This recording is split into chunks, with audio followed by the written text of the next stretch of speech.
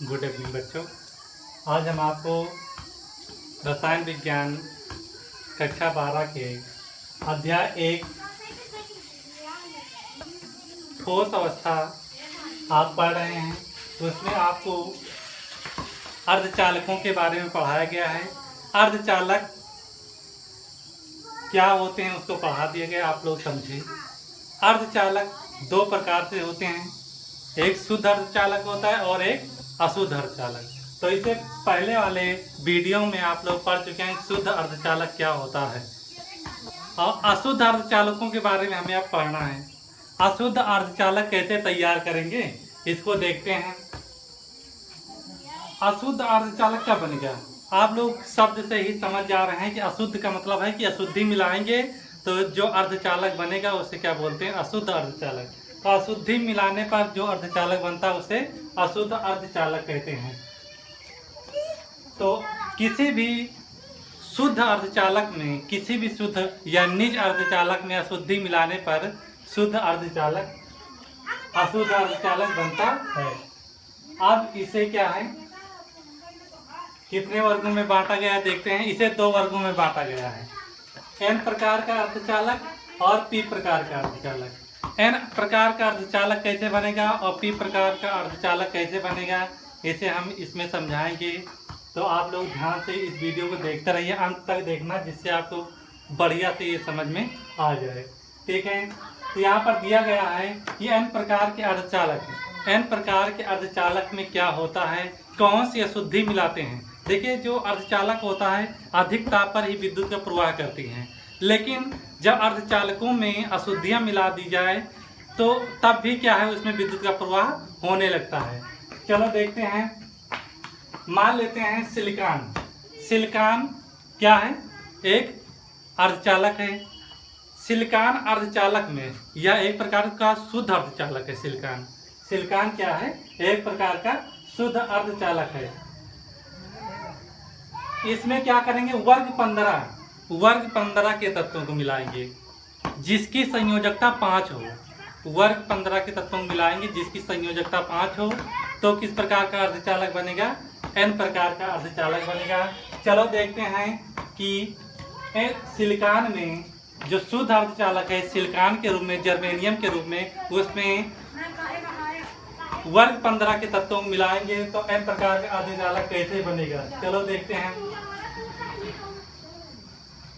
तो सिलिकॉन का यहाँ पर इलेक्ट्रॉनिक विन्यास निकाल लेते हैं। सिलिकॉन का इलेक्ट्रॉनिक विन्यास क्या होता है, सिलिकॉन में 14 इलेक्ट्रॉन होते हैं और इसका इलेक्ट्रॉनिक विन्यास यहाँ पर दिया गया 1s2 2s2 2p6 3s2 3p2। अब इसमें देखिए तीसरी कक्षा में, ये तीसरी कक्षा है, ये तीसरी कक्षा और ये, इसके तीसरी कक्षा में कुल कितने इलेक्ट्रॉन है, तो इलेक्ट्रॉनों की संख्या ऊपर होती है और जो कोष बताए जाते हैं वो नीचे होता है। तो तीसरे कोष में कितने इलेक्ट्रॉन है, 4। अंतिम कक्षा में कितने इलेक्ट्रॉन है, 4। तो जो अंतिम कक्षा में इलेक्ट्रॉन होते हैं, जो ऊपर वाले लगे हैं अंक, वो क्या है, संयोजक इलेक्ट्रॉन है। तो ये संयोजक इलेक्ट्रॉन, अंतिम कक्षा में जो संयोजक इलेक्ट्रॉन है, इनकी संख्या कितनी है, 4 है। यही इलेक्ट्रॉन सहसंयोजक बंध बनाएंगे, इलेक्ट्रॉनों से साझेदारी करके बंध बनाएंगे। उसके बाद अब जो अशुद्धि मिलाते हैं इसमें, देखिए एन प्रकार के अर्धचालक बनाने के लिए हम अशुद्धि कौन सी मिलाते हैं, वर्ग 15 जिसकी संयोजकता कितनी हो, 5 हो, अर्थात उसमें संयोजक इलेक्ट्रॉनों की संख्या कितनी हो, 5 हो। इस तरह देखते हैं, इसमें पी एक प्रकार का क्या है, वर्ग 15 का तत्व है। अब इसमें क्या है, इसकी संयोजकता कितनी है हम देखते हैं। तो इलेक्ट्रॉनिक विन्यास यहाँ पर सीधे कर लीजिए और अंतिम कक्षा में देखिए कि कितने ऊपर अंक लगे हैं, कितने इलेक्ट्रॉन है, 3 2 5। तो इसमें संयोजक इलेक्ट्रॉनों की संख्या कितनी है, 5। तो अब इसको क्या करेंगे, इस अशुद्धि को वर्ग 15 जिसकी संयोजकता 5 है, इसमें हम मिला देंगे। ये क्या है बच्चों, ये एक प्रकार का शुद्ध अर्धचालक है। जब शुद्ध अर्धचालक में इसको मिक्स किया जाएगा तो ये क्या करेंगे, बंध का निर्माण करेंगे और कुछ इलेक्ट्रॉन फ्री हो जाएंगे, जो क्या है, विद्युत चालन करने के लिए पर्याप्त होंगे। चलो देखते हैं कैसे करते हैं। मान लीजिए ये सिलिकॉन है। सिलिकॉन एक प्रकार का शुद्ध अर्धचालक है। ये सिलिकॉन है, ये भी सिलिकॉन है, ये भी सिलिकॉन है, यहाँ पर सिलिकॉन, यहाँ पर भी सिलिकॉन, यहाँ पर सिलिकॉन, यहाँ पर सिलिकॉन और यहाँ पर सिलिकॉन। अब ये क्या है, एक दूसरे से सहसंयोजक बंध द्वारा जुड़े हैं। ये एक दूसरे से सहसंयोजक बंध द्वारा जुड़े हैं।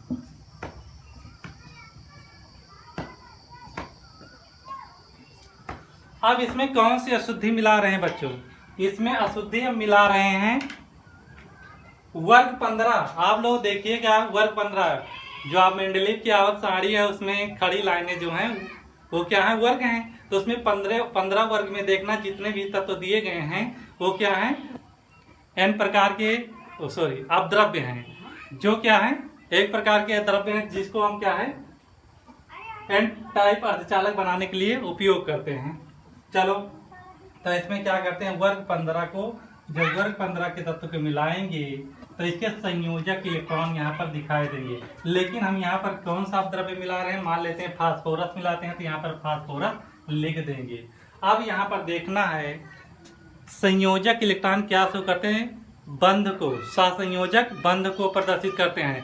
तो सहसंयोजक बंध देखिए, इसमें संयोजक इलेक्ट्रॉन 4 हैं, तो इसमें कितने सहसंयोजक बंध होंगे, 4। इसमें संयोजक इलेक्ट्रॉन कितने हैं, 5, तो इसमें सहसंयोजक बंध कितने होंगे, 5 होंगे।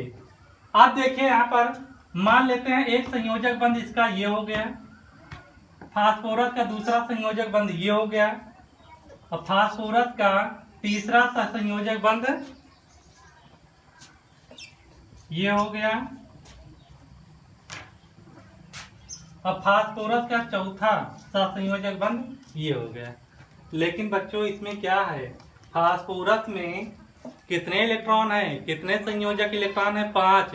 तो इसमें से क्या है, 4 तो बंध बना लिए, लेकिन इसमें एक इलेक्ट्रॉन अभी बचा है। क्यों, ये संयोजक इलेक्ट्रॉन ही बंध को शो करते हैं। तो इसमें 4 बंध, जहां जहां SI है गिन के देखिए, 1 2 3 4 बंध, 1 2 3 4 बंध, 1 2 3 4 बंध। यहाँ पर सभी जगह क्या है 4 बंध दिए गए हैं। लेकिन फास्फोरस में कितने संयोजक इलेक्ट्रॉन, 5 हैं, तो इसमें 5 बंध होने चाहिए, लेकिन 5 बंध संभव नहीं होता है। ठीक है, तो यहाँ पर क्या है 4 इलेक्ट्रॉन, तो इसके क्या है 4 बंध बना लिए, लेकिन कितने इलेक्ट्रॉन बच गए, 1 इलेक्ट्रॉन बच गया यहाँ पर। अब ये इलेक्ट्रॉन क्या करेगा, इसको बोलते हैं मुक्त इलेक्ट्रॉन। क्या बोलते हैं, मुक्त इलेक्ट्रॉन। ये मुक्त इलेक्ट्रॉन का क्या कार्य होता है, अब जितने भी इलेक्ट्रॉन थे वो तो बंध बना चुके हैं, लेकिन 1 इलेक्ट्रॉन बचा हुआ है, ये मुक्त इलेक्ट्रॉन कहलाएगा। और यही क्या करता है, इस पूरे जालक में क्या करता है, घूमता रहता है। इस पूरे जालक में जब घूमेगा, जब इलेक्ट्रॉन चलेगा तो किसका प्रवाह होगा, विद्युत का प्रवाह होता है। जब जालक में ये इलेक्ट्रॉन दौड़ेगा, क्योंकि ये क्या है अभी बंध द्वारा बना नहीं है, ये तो अभी फ्री है ना, तो ये तो कहीं भी घूम सकता है इधर उधर। जब ये घूमेगा एक स्थान से दूसरे स्थान तक, तो किसका प्रवाह होगा, विद्युत का। आप लोग जानते हैं कि इलेक्ट्रॉनों के चलने के कारण ही विद्युत का प्रवाह होता है।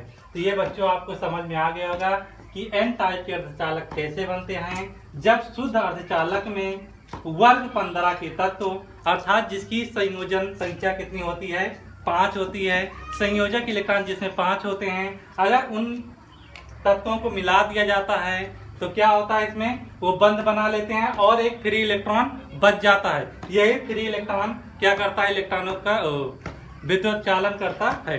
अब देखिए एन टाइप अर्धचालक में विद्युत का प्रवाह किसके कारण होता है, विद्युत का प्रवाह होता है फ्री इलेक्ट्रॉन के कारण। किसके कारण होता है, फ्री इलेक्ट्रॉन के कारण। तो आप लोग बच्चों याद रखना, क्योंकि भौतिक विज्ञान में आपको ये पढ़ना है। आप लोग यहाँ पर अगर पढ़ लेंगे तो आपको वहां पर दिक्कत नहीं होगी। तो एन प्रकार के अर्धचालक में क्या होता है, विद्युत चालन इलेक्ट्रॉनों के कारण, मुक्त इलेक्ट्रॉनों के कारण होता है। अब इसी प्रकार हम दूसरा पढ़ते हैं पी प्रकार के अर्धचालक। पी प्रकार के अर्धचालक कैसे बनाए जाते हैं, इसको कैसे बनाएंगे, तो हम पहले शुद्ध अर्धचालक लेंगे। शुद्ध अर्धचालक क्या है, सिलिकॉन है या जर्मेनियम है। तो यहाँ पर एक शुद्ध अर्धचालक ले लेते हैं, चलो बनाते हैं इसको। मान लेते हैं ये सिलिकॉन है, ये सिलिकॉन है, ये सिलिकॉन, सिलिकॉन